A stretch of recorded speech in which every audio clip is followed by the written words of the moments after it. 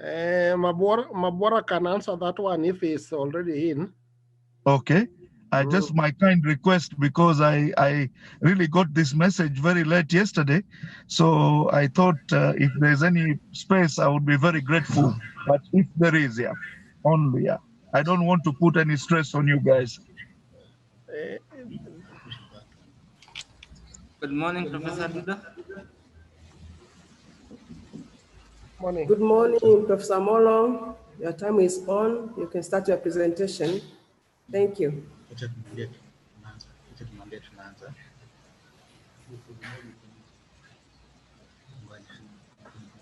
Hello, good morning. Hello, good morning.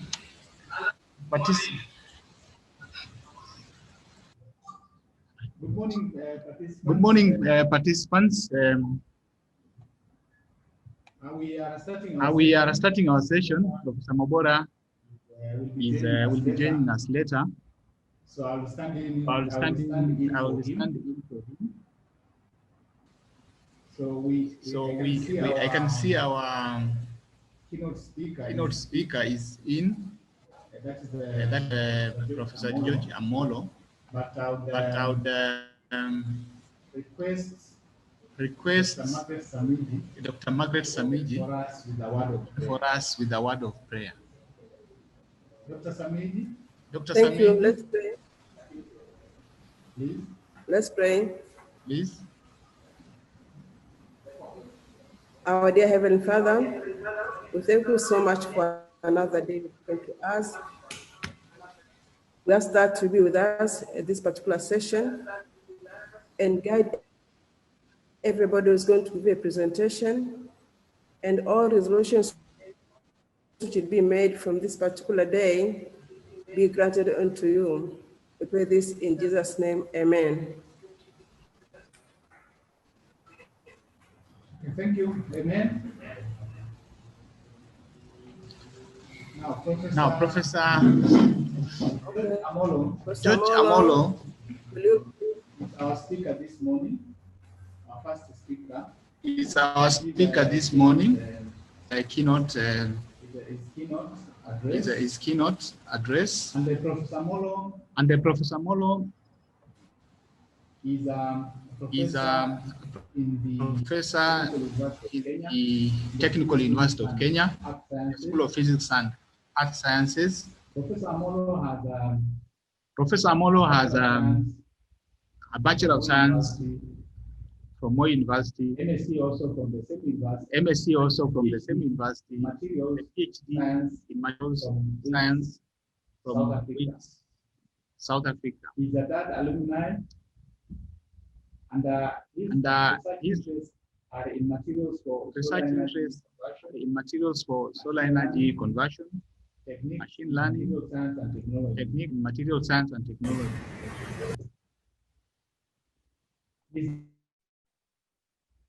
He's the chair of the Materials Society of Kenya, and we are encouraging Kenyans to join. He's also a research associate at Kenneth, Kenya.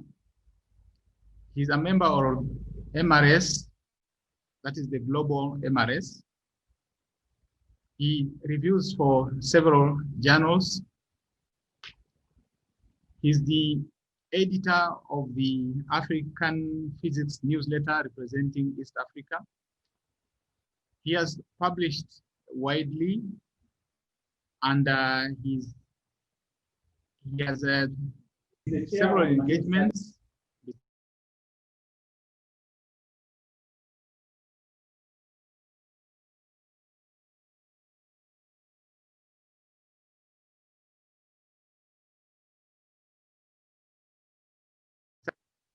By the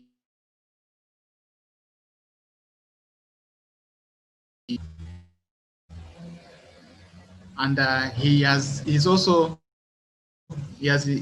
engaged in community as a classical Christian church. I know he sings a lot. He's a very good singer. I wish he could sing for us. He has mentored the youth and staff, and he's still mentoring, and we really appreciate his presence this morning. And therefore, uh, at this juncture, I welcome Professor George Amolo to give his talk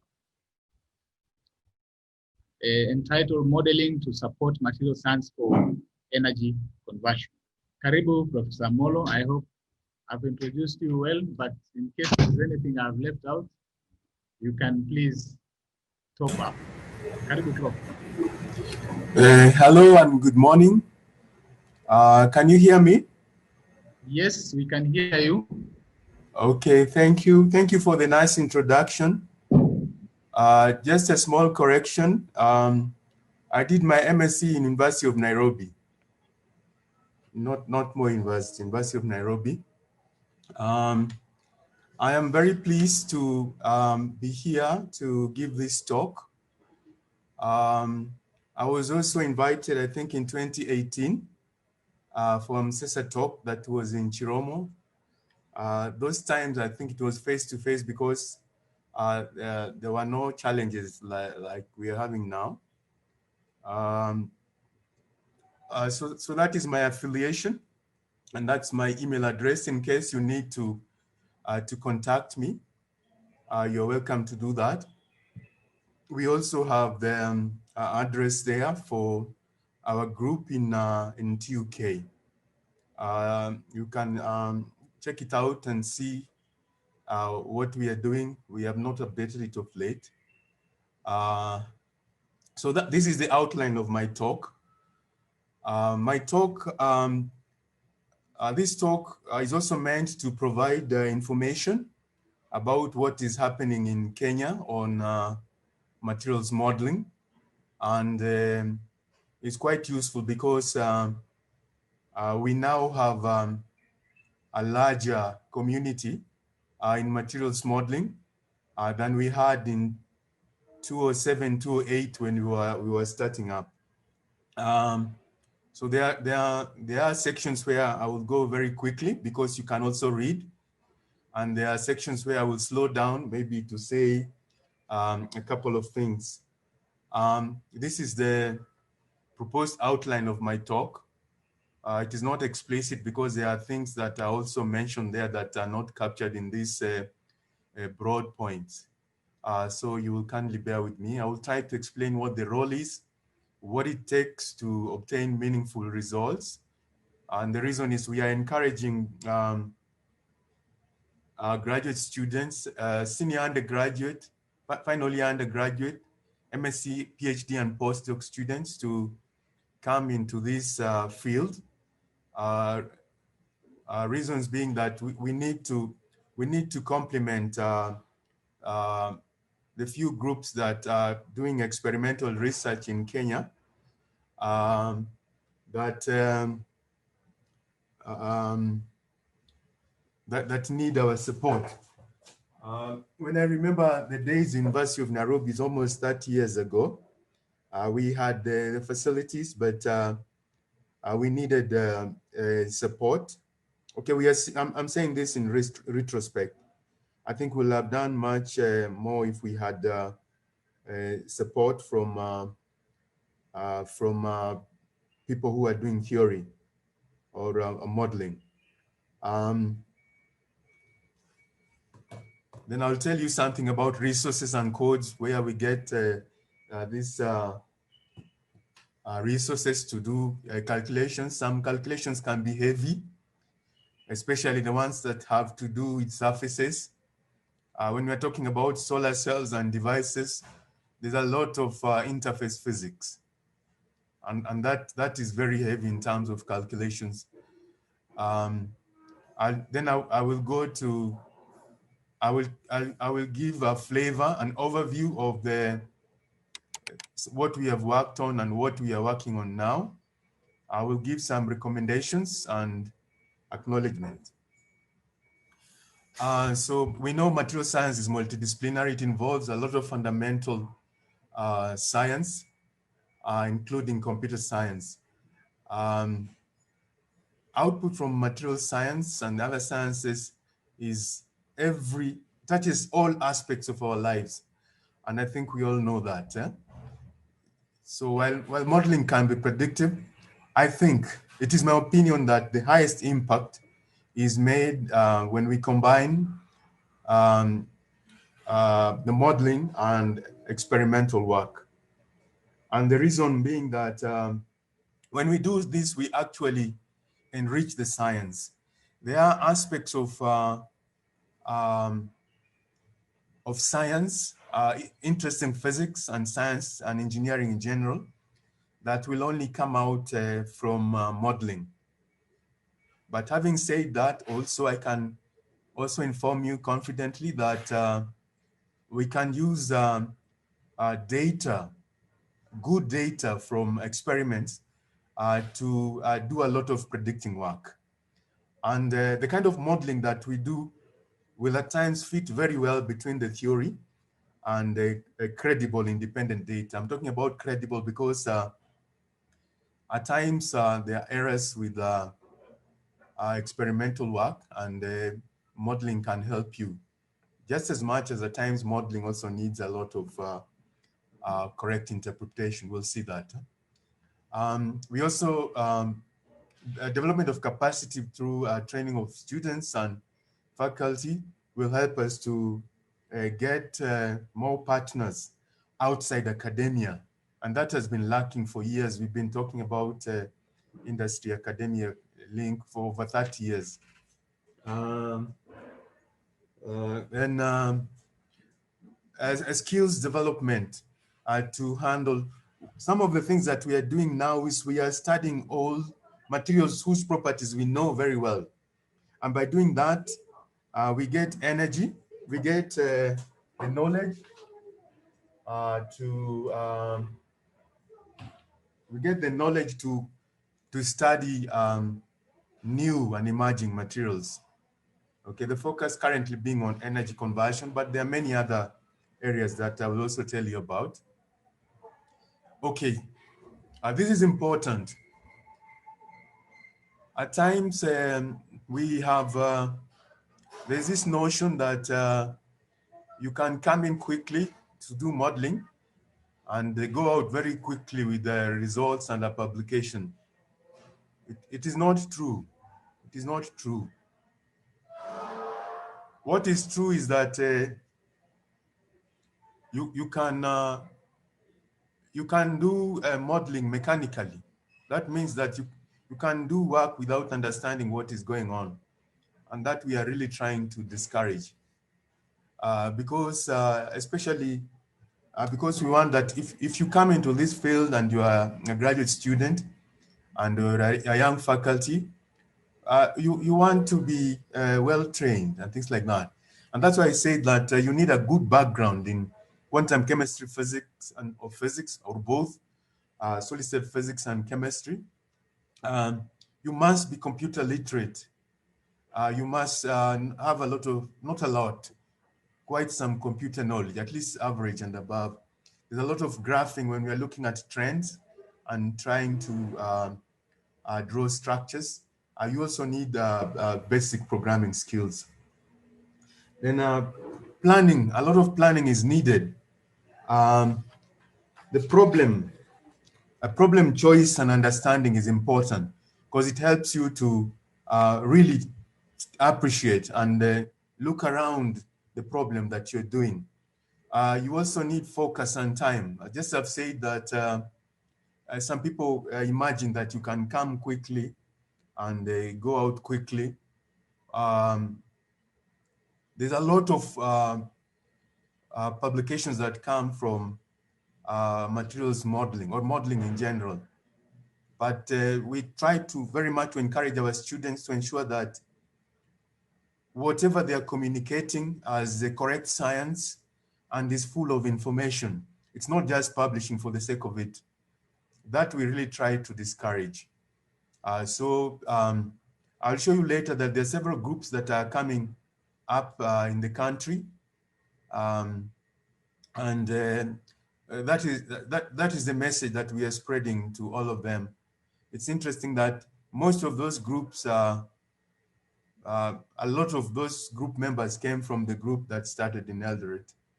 But we have all of us a large fraction has left and we are elsewhere, but the work continues.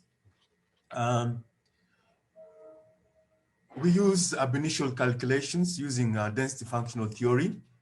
At times you can also use atomistic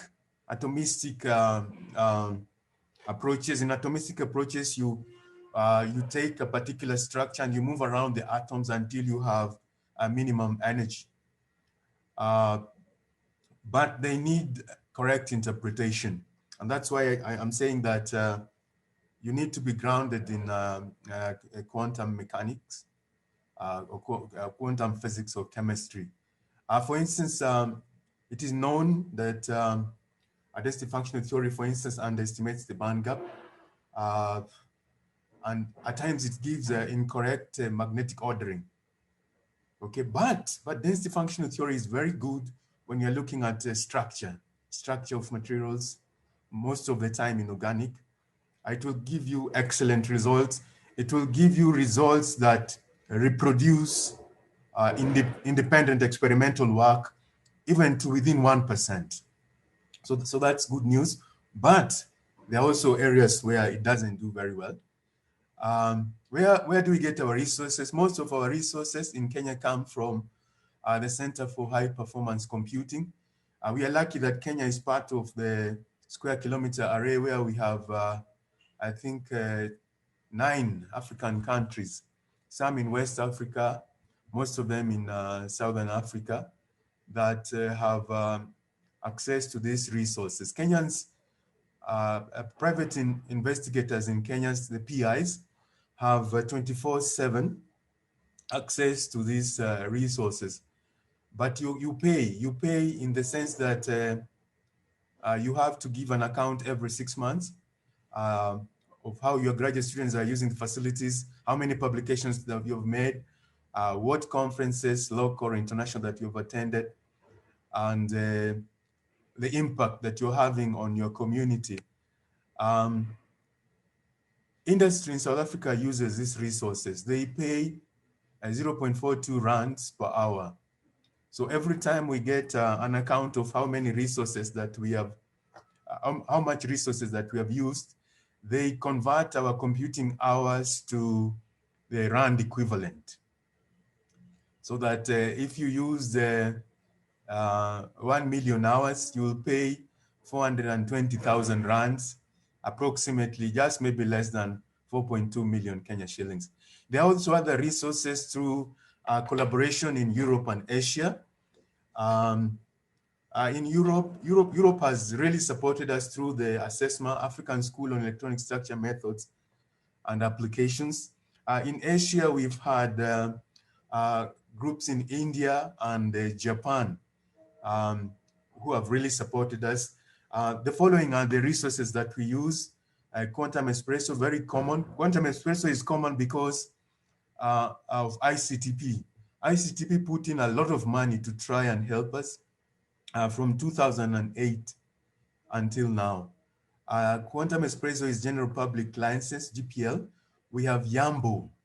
When we have band gaps that we know are underestimated by DFT, we use Yambo because Yambo has the correct physics to then provide us with accurate band gaps and indeed give us more information. At times you'll be surprised that, for instance, the spectra, this being solar energy, the spectra that you'll measure from a spectrophotometer of a particular thin film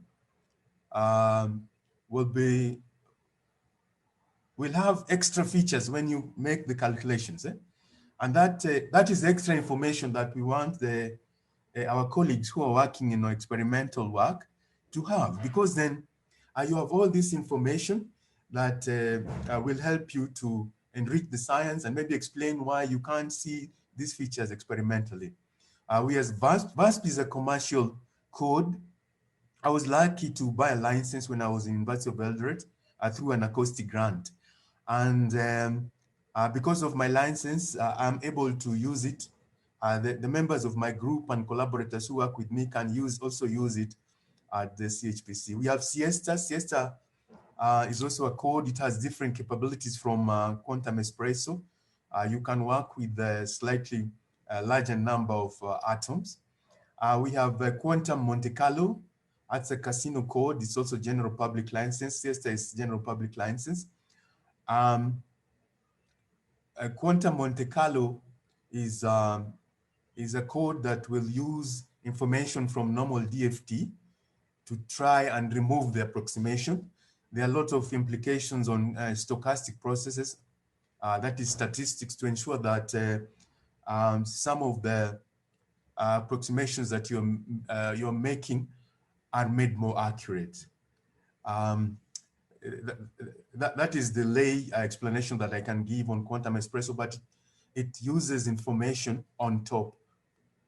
Both Yambo and Quantum Espressos use information on top of DFT. So you must do a normal DFT for you then to use Yambo and Quantum Monte Carlo. Okay, then I start going to themes that I think we'll touch directly on. Sorry, I'm just looking at a clock here. We'll touch directly on some of the things that are of interest both for experimentalists and physicists and theory people.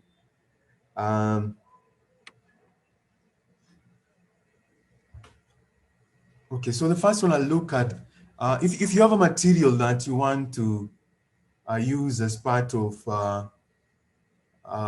the medium that will, for instance, that will make a solar cell, you need information. There are no perfect materials. And it is interesting that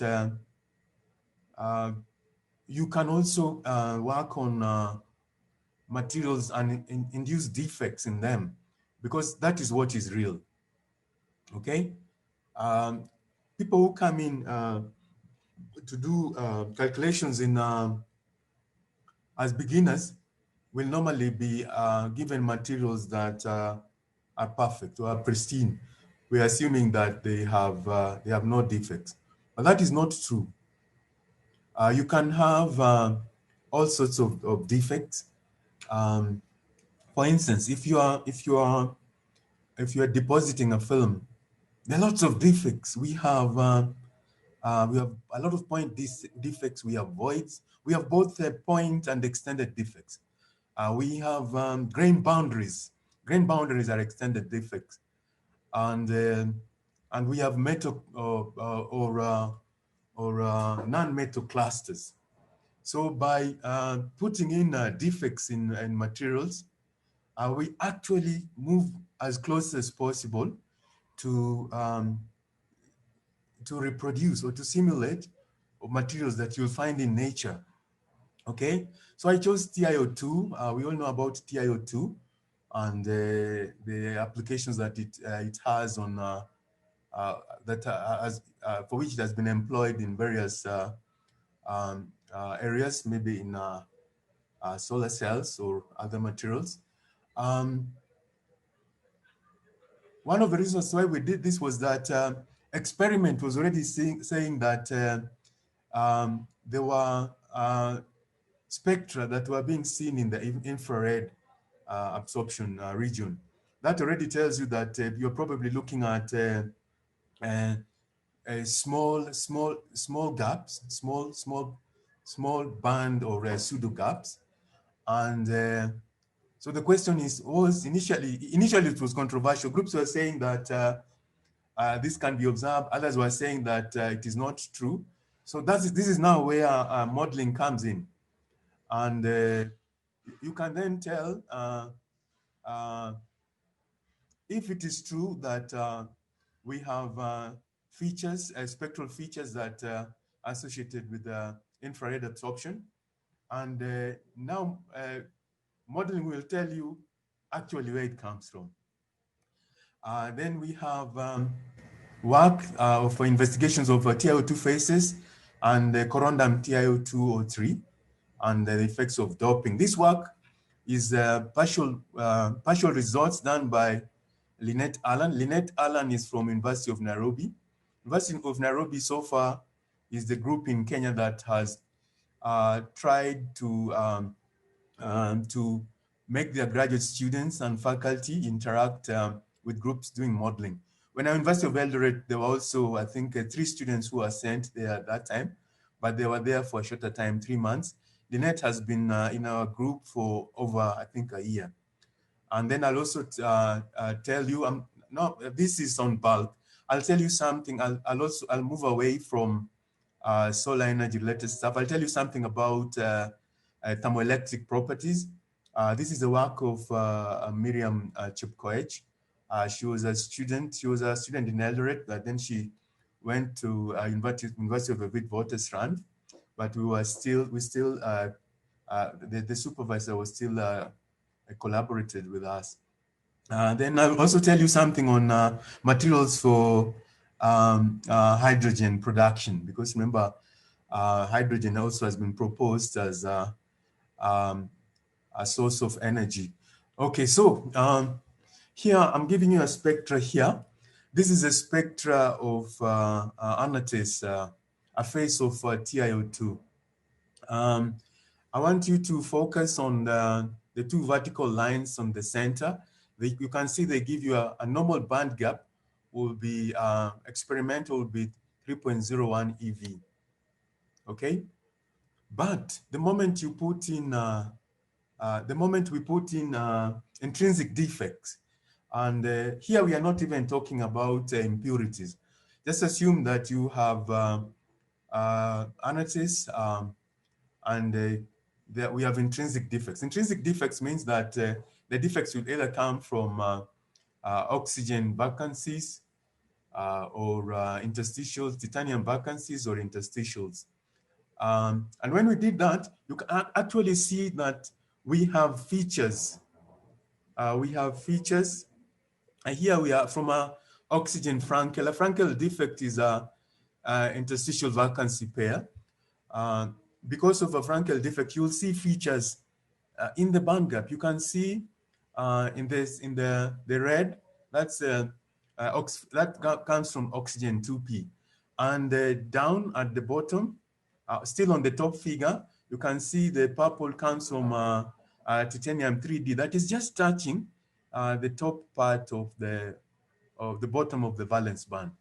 Okay, and this then tells you that these are features that you will probably see either in the infrared, or some might be band gap states. For the bottom picture, we are now looking at interstitial oxygen. Oxygen has left its normal equilibrium position and has gone into an interstitial position. Sorry, I didn't put this some of the details here because I probably needed to remind listeners about maybe some small background on defects. For oxygen interstitial, you can see, you can actually see titanium 3D states coming into the vertical lines. The vertical lines, not the vertical lines are essentially supposed to have no gaps. Okay, and the situation will be more complicated if you have impurities. If you have impurities. Okay, if you have impurities. So information like this will immediately inform experimentalists that we have defects that will probably affect the spectral properties, the spectra in certain ranges, and their origin. So that is just an example. I have to move. This is the work of Lynette. It's not very clear. I think the diagrams were, there was too much superimposition, but the PDF, the printed PDF is a bit better. I think I can share a soft copy. So on the extreme left, we have been the pristine. Pristine means pure without defects. You can see on for the bottom, we have rutile. You can see there's we have shifted, the Fermi level is at the top of the the valence band, and you can see there's a clear gap there. Similarly, for anatase, we can see there's a gap. And here I need to point out that DFT, you can see one of the effects of these band gaps are underestimated. But if we use YAMBO, we will get the correct band gap. Okay, so on doping, we have, you can see mid-gap states moving as you move from 2% at the second column to 6% on the extreme right. And the same happens to anatase. You can see that there are these structures, there are these mid-gap states that come in the band gap of the pristine material, okay? Doping engineering was done to has been done. This is not new work. Has been done to experimentally to try and reduce the band gap of the TiO2 phases so that it suits certain applications where you need a specific spectral energy. Okay, so you get all these kinds of results. At times, maybe you get features that are probably also undesirable. Okay, they might be desirable for other applications, but if we want to restrict ourselves to certain spectral regions, you can see that you can run into challenges. But then there are doping limits. There are limits of doping. If you dope excessively, you are going to have features that might not be desirable. Okay, we had to look outside the TiO2 phases so that we could get more more desirable features. For instance, if we want a 2.2 which falls exactly at 550 nanometers in the middle of near the middle of the visible, then you'll go to a TiO203. Okay, here we are using a method on top of DFT where we're introducing a Hubbard term of 5eV, and that gives us close to what we desire. There is more work that has been done on this, and it uses higher titanium phases, like we have Ti2, Ti305, but those are not reported here. But that is available. We already have a preprint on that, and I think it's quite interesting that titanium has really been used extensively to look at possible applications in solar energy utilization.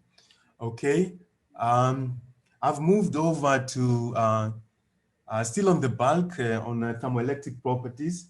In thermoelectric properties, we were looking at certain materials that were of interest to her. If you look at the thermoelectric properties, our goal is to make sure that our figure of merit, okay, our figure of merit is as large as possible. Unfortunately, the figure of merit has both the thermal and electrical conductivity, and they are so related that you cannot delink them. So some of the materials that you can see, for instance, this material here is has been selected for a reason, in that you want a low thermal conductivity so that your Seebeck coefficient, can be high. The Seebeck coefficient is a measure of how well you can convert excessive energy into a voltage or a current. So this is the work of Miriam Chepkoech while she was a PhD student. And you can see how your thermal conductivity varies. Clearly, when you increase the temperature, you have a lot of phonons scattering, and your thermal conductivity will go up. And interesting, you can also see that the modeling actually tells you that you have anisotropic properties, which is what we expect. It could be linked to the structure of the material. Okay, and on the right-hand side, you have the calculations of the Seebeck coefficients, both for P-type and N-type doping. Okay, and lastly, on the bulk materials, We also tried this work on hydrogen. Initially, we tried it with the group above, but later on, we also did it with a larger group that involved colleagues from University of Nairobi, as indicated. They are the names of the colleagues from Kabarak, Kemu, and University of Eldoret. The work that was done later was larger, and I think it's in the process of being archived. Okay, then we go to surfaces and interfaces.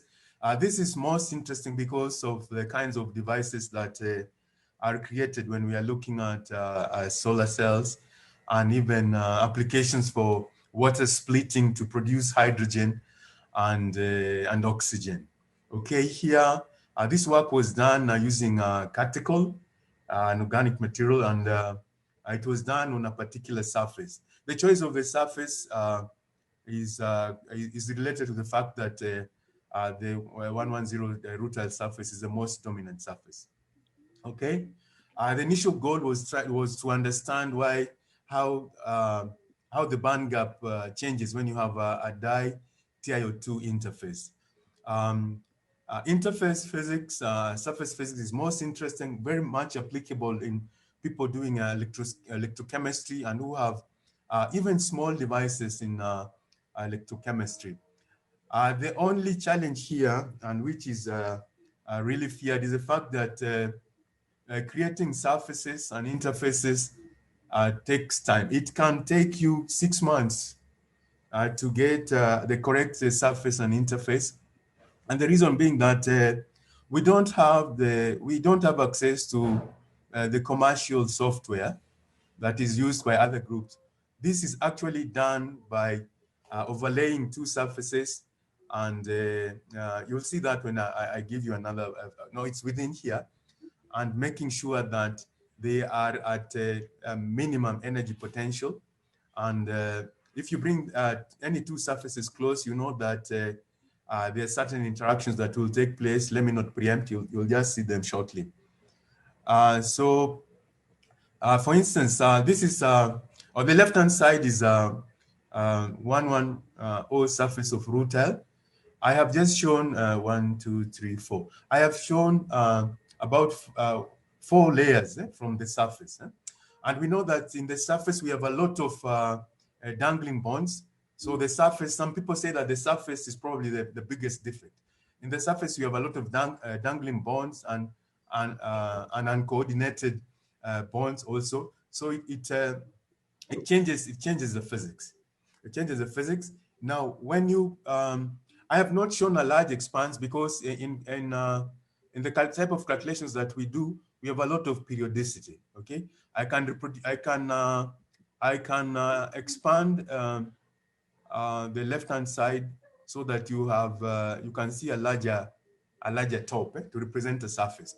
But since we are just interested in showing the unit, I think for illustration purposes, this is sufficient.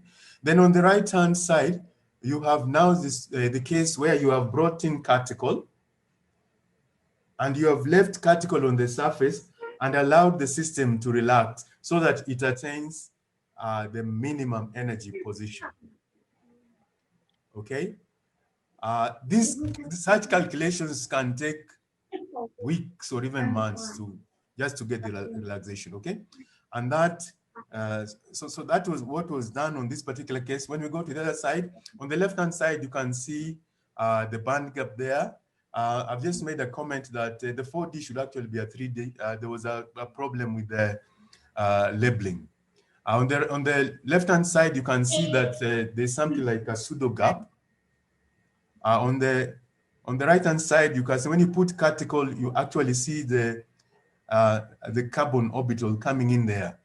Okay, and that then enables injection of electrons to the conduction band.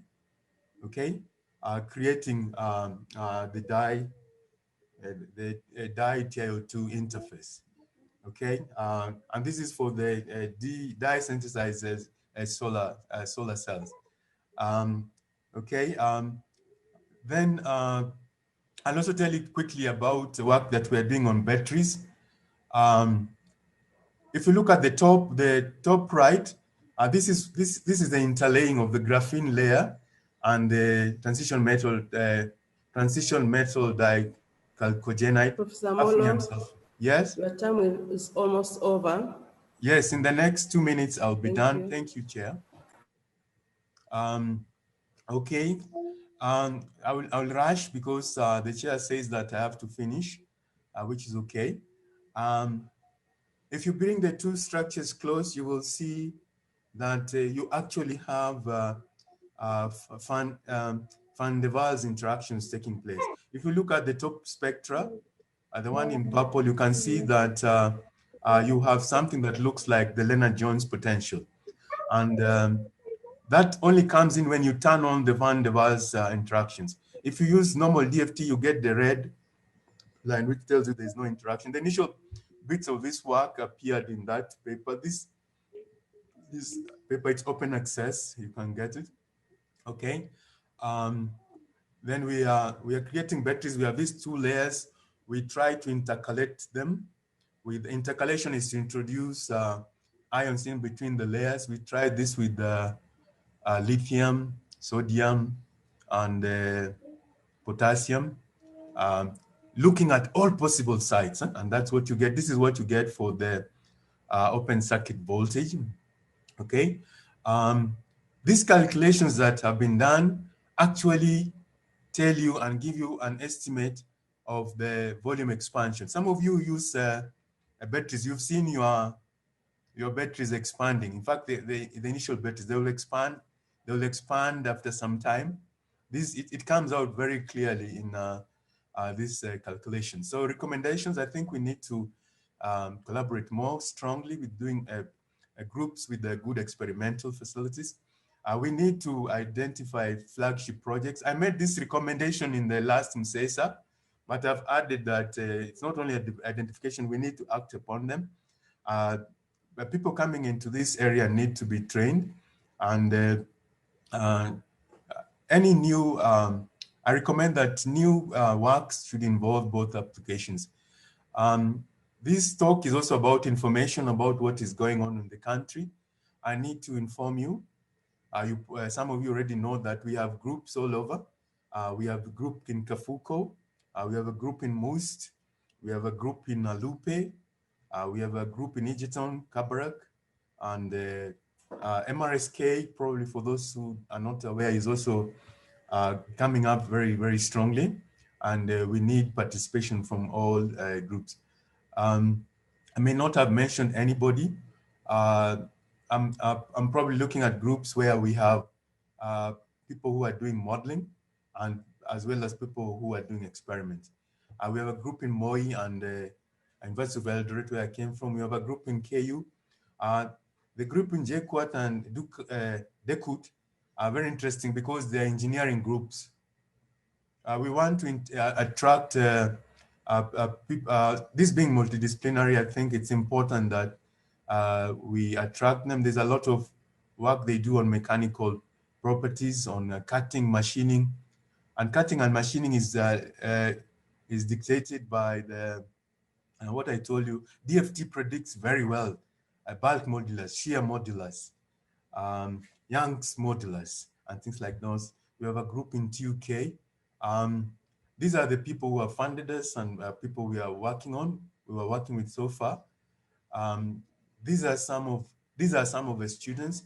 We have Victor Mengwa, he graduated in 2018. We have Lynette Allen, who came from UN. We have Miriam Chepkoech, he graduated last year. We have Bill Clinton, he gave a talk yesterday on thermoelectric properties of tin selenide. We have Gladys, who is registered University of Eldoret, but works here at TUK. So that's a collaboration. We have people doing work on new physics, James Sifuna, Patrick, Steve. We have Art Materials. Perpetua is an MSc student here. Geoffrey, as you say, University of Eldoret. As I finish, I would just like to appeal that we have several groups here in Kenya that are working on materials science, materials engineering. We need to harmonize our calendars. MRSK was supposed to hold an event, but we had to let Msseesa do their work. We have 2 annual conferences, Kabarek and Catholic. During the COVID-19, we had over 20 webinars done by CTEP and MRSK. Thank you. Thank you very much, Professor Omolo, for nice presentation. You've almost taken all your time, even discussion time. Maybe you can have 2 or 3 questions from members.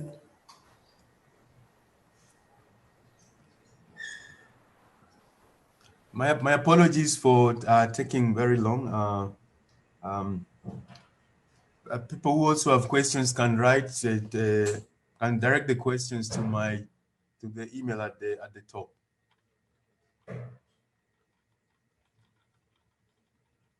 Thank you, Professor Omolo. Our next speaker is Paul Barasa. Paul, are you there?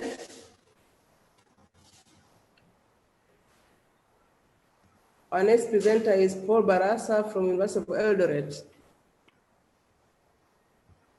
Are you there, Paul Barasa?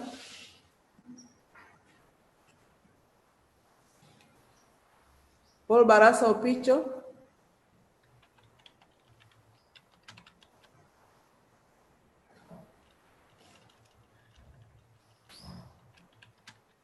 I think Paul Barasa is not ready.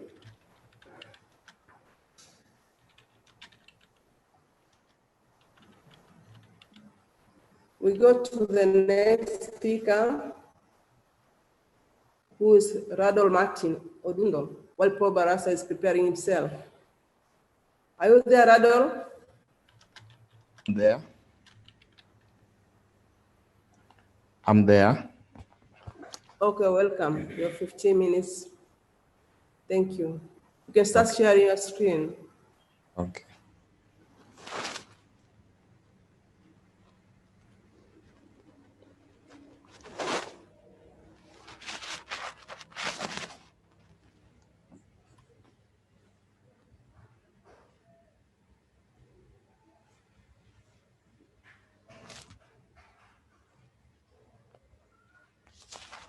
Are you able to see? Are you able to see everyone? Yes, you can see it. Yes. Okay, good Just morning. proceed. Thank you.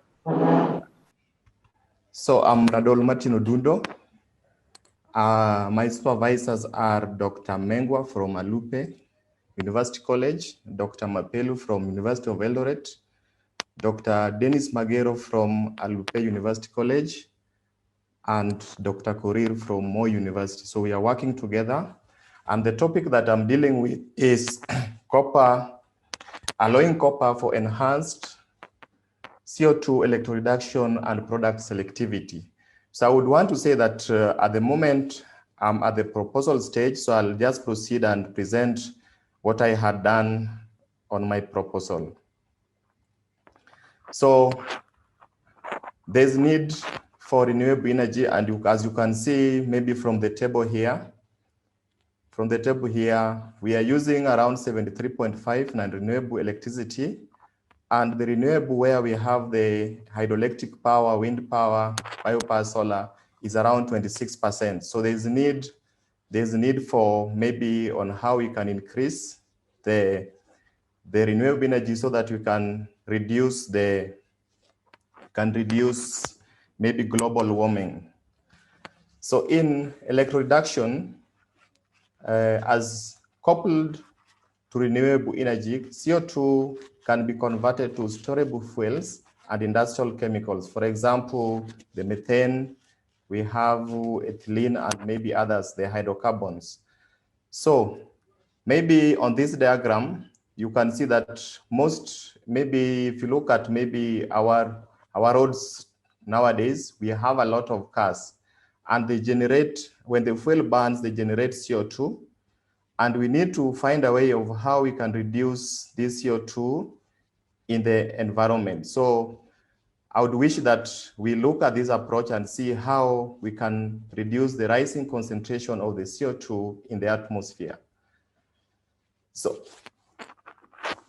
on the the continuation, the process is basically kinetically slow due to multiple electron transfer steps and high energy barriers. So we need efficient electrocatalyst, which can assist in reduction of the potential and maybe facilitate kinetics. Electrocatalyst should be that which is efficient, selective, and stable.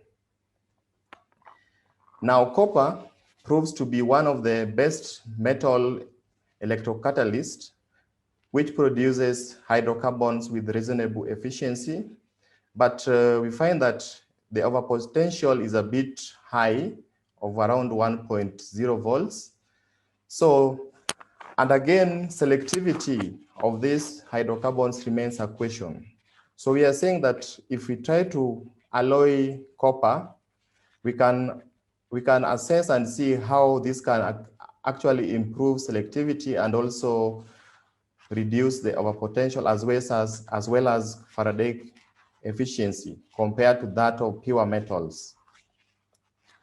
Hence, this work is aimed at maybe using DFT calculations on alloy copper with gold, that is copper 3 gold, and silver, copper 3 silver, and how it can enhance CO2 reaction compared to that of pure copper. So to examine how copper, and also to examine how copper alloying modifies the CO2 electroreduction activity, the potential determining step, and also selectivity when we compare it to that of copper catalyst. So the methodology that we are using here is I'm going to use the density function theory implemented in the quantum expression code. And in the quantum expression code, we are using the spin polarized calculations, the plane waves, and the pseudopotentials. And also the K point, we are using the Monkhorst Park mesh to sample the Brillouin zone. Now, in doing this work, we need to set up the surfaces, that is 211 and also 111. So we are going to prepare the 6 of them, the one for pure copper, and then the one for the alloy with silver, and then the other one with the alloy with the gold.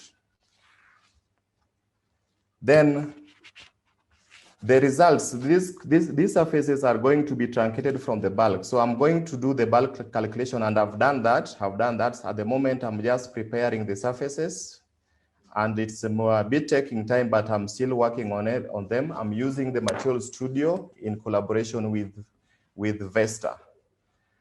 So in preparation, we want at least a surface of 3 × 3 cell with 6 layers and a vacuum of around 15 angstrom in the z-axis. Now the structures of C copper 3.x, where x is basically the gold or silver that is going to be set up. And then the bottom layer should be having 3 layers. Then the calculations we are going to do is, first of all, we have to do the free energy using that equation. We are going to use also the surface energy and also the overpotentials. Now I've done some calculations again using the DFT, and I've just done on the bulk of copper, the bulk of the copper 3 silver, and copper 3 gold. And I've also used maybe the VC relax to relax the cells. So basically what the results I've obtained are these. So I was just comparing them with the experimental for the copper. The experimental, you can see it's 6.82 bar, and that I've calculated is around 6.9. So they are close, which gives me at least hope to continue maybe making the surfaces. And if you also compare the copper 3 silver, again, the relation is close. The difference is so close, as well as that of the copper 3 gold.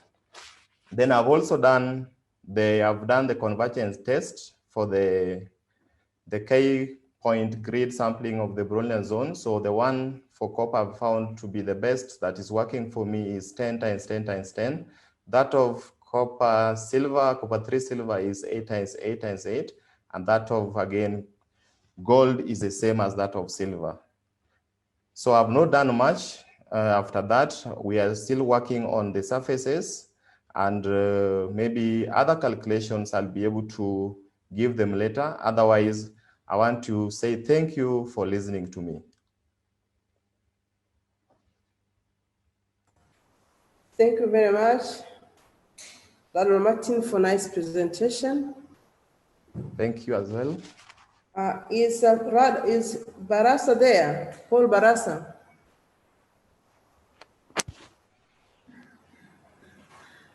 Paul Barasa? Okay, if he's not ready, then we go for the next presenter, who is Gloria Isendi Murila. Is Gloria there? Gloria?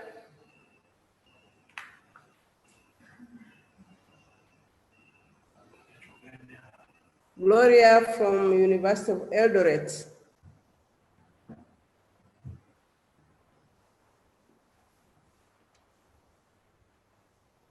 So Gloria is not there, neither Paul Barasa.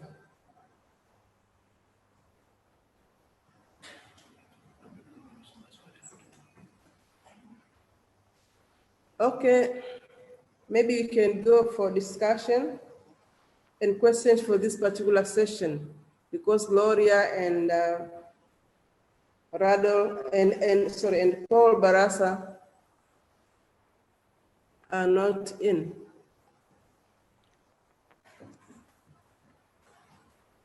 Any questions or discussions from the two presenters, Professor Omolo and Dr. Martin?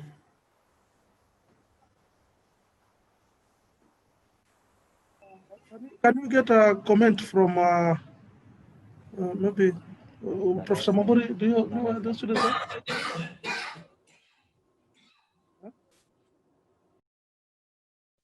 So I'm told Barasa has an emergency, and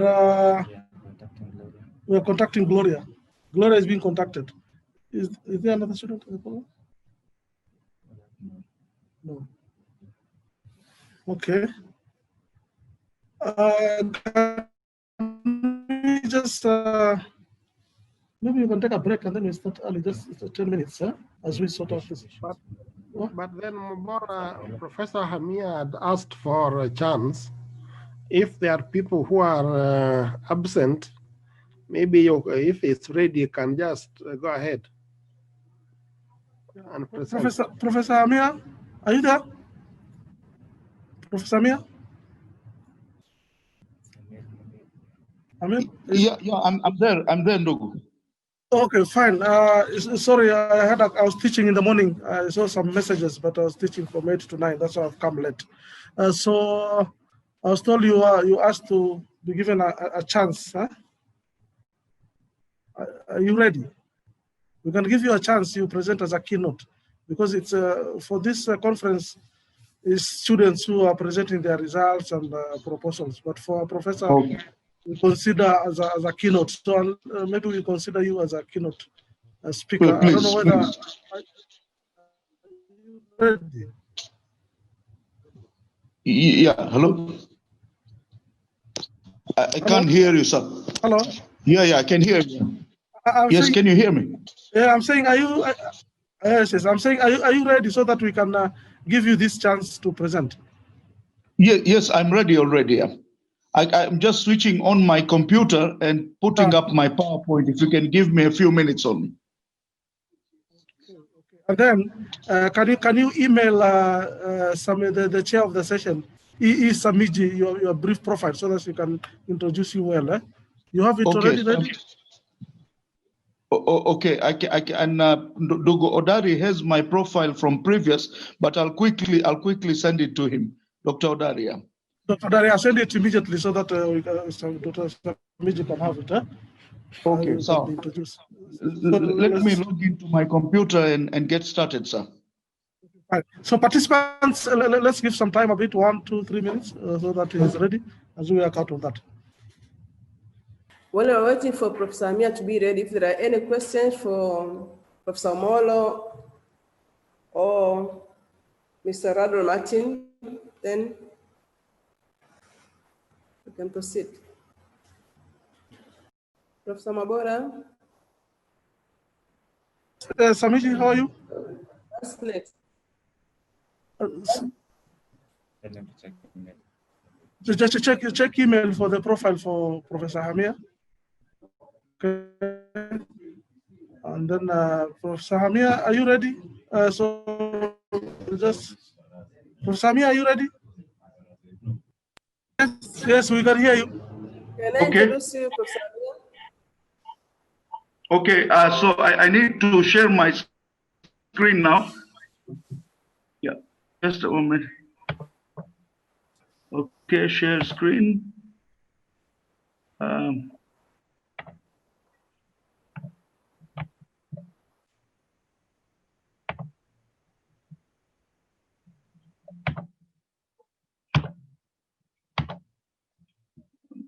sharing my screen. I can't see the.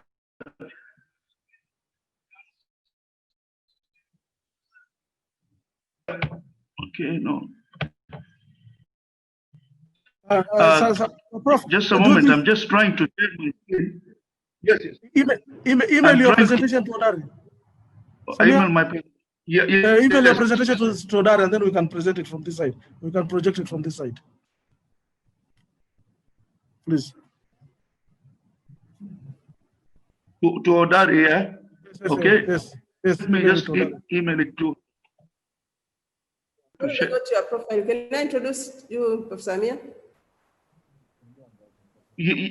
Yes, please. Yeah. I should introduce myself, or I can do it for you if you don't mind. Yeah. Hello, hello, Dr. Samiji. Yeah, please. Okay. Yeah. Professor Amir is currently an assistant professor at the Bahida. No, it's associate professor at Technical University of Kenya. Yeah. Ethiopia. He has served as an acting head Hello, Dr. of Sustainable. Can you hear me? Yes, I can hear you. Kindly hold on. I'm sending you the right bio. The right bio, yes, please. Kindly hold on. Dr. Samiji. Yes. Please check the last email for Professor Hamil's profile.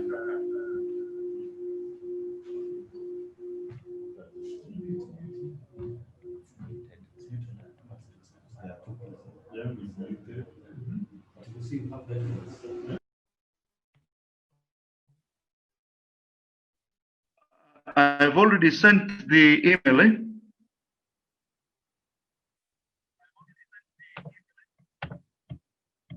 Is it what document? Excuse me. It's a PowerPoint.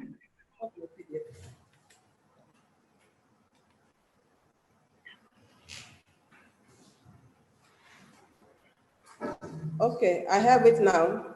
Okay. Professor Amir.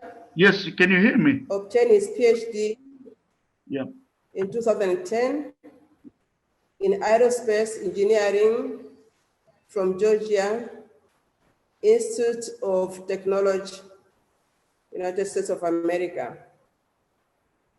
He is currently an associate professor in the Department of Electrical and Power Engineering School of Electrical and Electronic Engineering, Technical University of Kenya.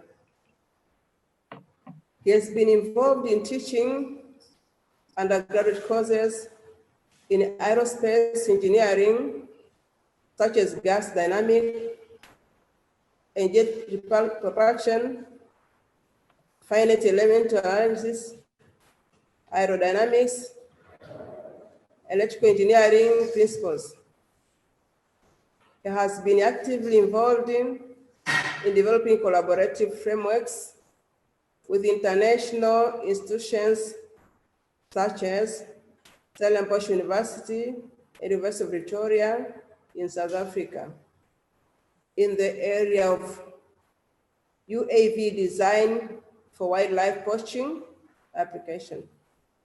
He has engaged in a 2-year postdoc fellowship at CRSES, Stellenbosch University, where he designed a solar thermal test facility, including being selected as twice DFG recipient in 2012 to conduct research at Technical University of Berlin and Rena Lemonen Institute. You are welcome, Professor Amir, for your presentation. Thank you. Yeah, thank you much. Basically, the whole objective of presenting today is on modeling of thermal energy storage systems. And that's what I want to dive into as far as the energy storage domain is concerned. So as you rightly introduced me, I wear two hats, both in aerospace and electrical, and I've been tied in with various institutions. As you have seen from the logo, Nelson Mandela in Tanzania, University of Dar es Salaam, Ethiopia, Stellenbosch University, and now Technical University of Kenya. So next slide.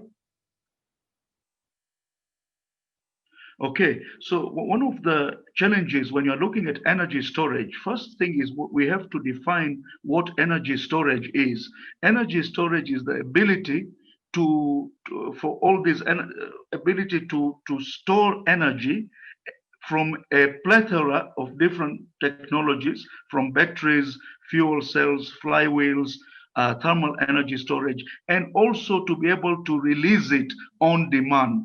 So it's the ability to store and be able to release it on demand. So that is one thing that is very important.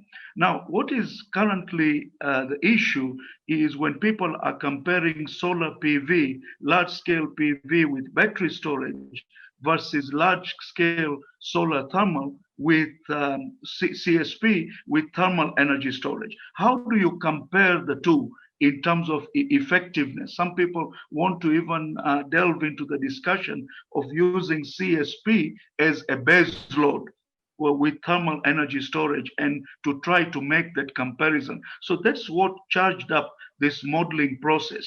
So the thing that is important is the charging and discharging processes of batteries, fuel cells, flywheels is very well understood because you have an electrical input and you have an electrical output.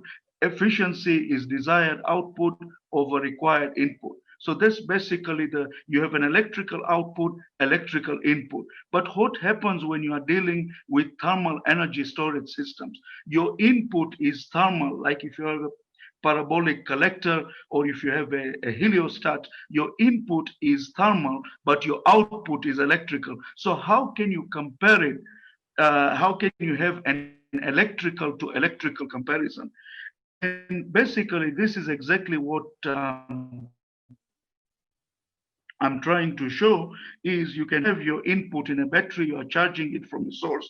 It can be solar, wind, or non-conventional source powering your receptacle. You are charging your battery. Here in the second case, you are discharging, and these are basically the round trip efficiencies of batteries go from 70 to 90%. And the same thing goes with fuel cells. You have an electrical input, you go through the electrolysis process, you go through the anodic and cathodic reactions, and then you produce electrical output.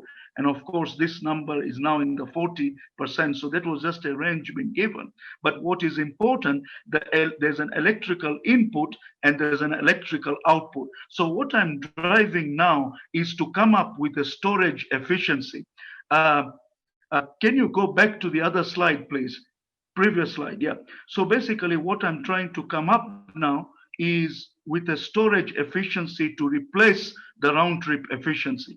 So if I write a case of the charging, E charging would be the charging E in, while in the discharging you have the storage efficiency times E out.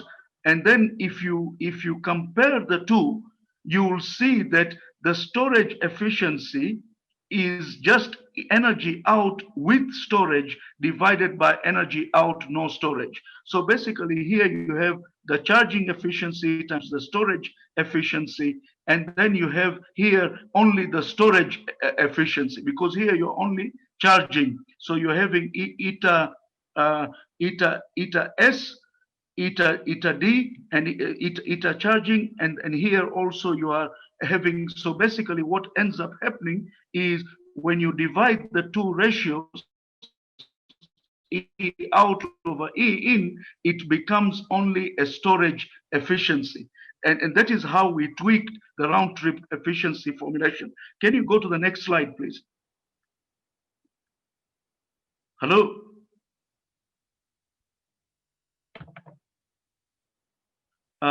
Can you go to the next slide, please? Okay, and the process here with a cavern, you're a charging process of a cavern, the energy in, you're running a compressor, you're compressing the air so that you're increasing the internal energy of a system, and then that is the charging process. So E in is the same as E out in the no storage case. In the discharging process, the cavern, now the gas is expanded via natural gas igniter. It goes through your power cycle, your ranking cycle, and you. So in these cases, your input is electrical, your output is electrical. The last slide, please. Can you go to the next slide, please?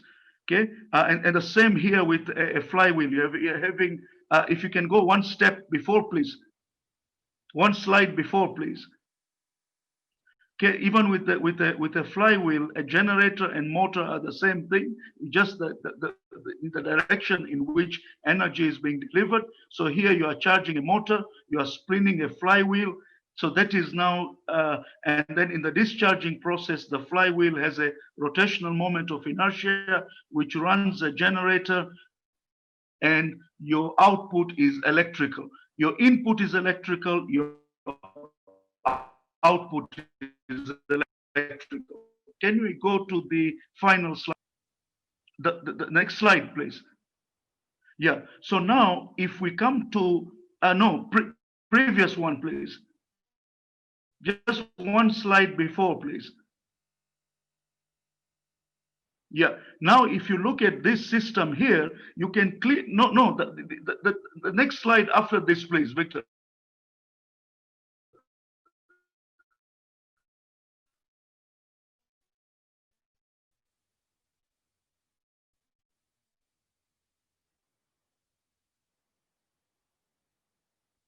Yeah, keep it there, please. So this is in here is thermal, and your output is electrical. So by tweaking this, what we call a storage efficiency metric, you are able to compare apples with apple, an electrical to electrical comparison. So here you have a thermal input, you have your generic CSP receiver, like your parabolic trough or your heliostat, and you have a heat exchanger, which now basically you're heating up the high temperature fluid so that you are exchanging with the power block to run your steam cycle, and you produce electricity. This is the case of a CSP system without storage. Now, in the next case, you'll be having a thermal energy storage system like a molten salt system, where you are now going to exchange heat with the energy storage, a hot and cold tank, and then you have a heat exchanger again, running the power block. So if you compare the efficiencies, say this upper block is E out without storage. If you take E out without storage divided by E out with storage, you are multiplying the efficiencies of the receiver, the heat exchanger, power block. But the only difference now is that when you take the ratios, you will see that it is exactly equal to what we call the storage efficiency. In the same way, when I was charging a battery, I gave a comparison eta out over eta in. So when you are discharging a battery, is eta charging times eta storage divided by eta charging in the charging phase. So by doing this comparison, that energy out with storage divided by energy out no storage gives you another metric for comparison, which we call the storage efficiency. And that is what my work did. And that matrix allows now to compare systems that have large scale PV with battery storage versus large scale CSP with thermal energy storage. So that's pretty much what I wanted to present for this discussion, to allow these mechanisms of being able to make a comparison using thermodynamics. Thank you very much.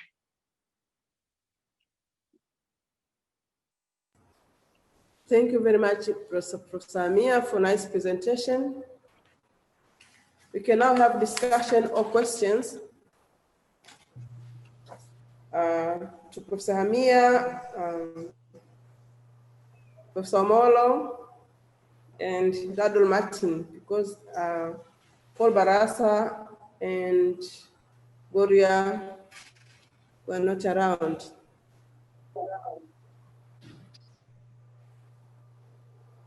Hello. Hello, yes. Can I ask a question to Professor Hamia? Yes, please, Ndugu Karidewa. Yes, my name is Karidewa from Makerere. Okay. Thank you for your presentation, Professor Hamia. Thank you. This is an area of research that ourselves at Makerere and a team from Norway we have been taking interest in. Yes. And our main activities have focused on small-scale thermal energy storage systems. Yes. For cooking applications in rural parts of sub-Saharan Africa. Yes. Now, my question to you is, can let us know what type of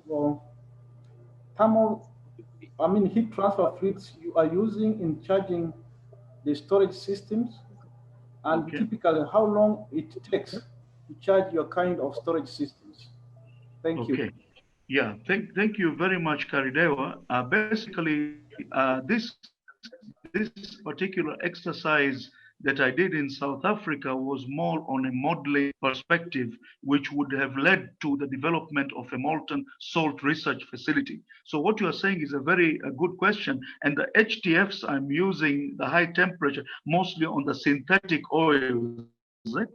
So that was one of the modeling parameters that we use, because in South Africa they have a CSP, which is called the Kaksu plant, the 100 megawatt Kaksu plant, and the key plant, 50 megawatts with molten salt energy storage. So basically, to answer your question short, and even the idea of using phase change materials, you mentioned cooking as well, which was another part of research that was happening in South Africa. But my focus for when I did my postdoc was to look at the thermodynamic modeling and then move it on. So technically, I'm really looking for collaboration to take this project further into a collaborative framework. And it's good to know that you are working on the same thing that could really uplift us in that direction. I hope I've answered your question, please. Yes, thank you so much. You're welcome. Yeah.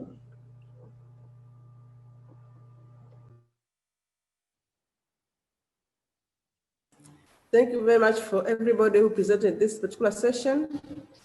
Our time is over. And our rapporteur for the session was Dr. Maxwell Mageto. I hand over to the chairperson, Professor Mabora. Yes, Professor Sameji. Hello.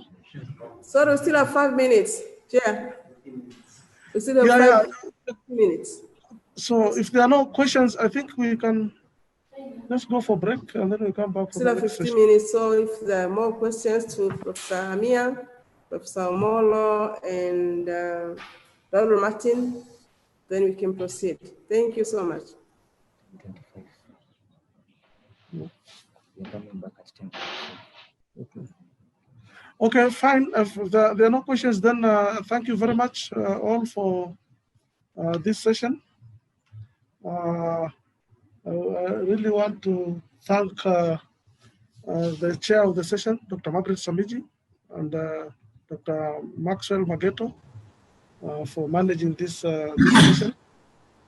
There were challenges a bit, at least 2 students did not present, but I'll ask that the students follow the program so that it don't disrupt the program. And if for any reason there's a problem, please communicate to your node coordinator early enough so that we can see how we can manage the program.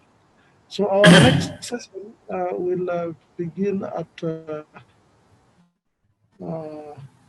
10:30, but we can take coffee break and then come back at 10:25. And the chair of the session will be Dr. Karidewa Yeiga from Makerere University, and the rapporteur will be Dr. Grace Kinunda from University of Dar es Salaam. Yeah, is Dr. Karidewa Yeiga, are you there? Dr. Karidewa? Yes, I'm around. Around, eh? And Dr. Grace Kinunda?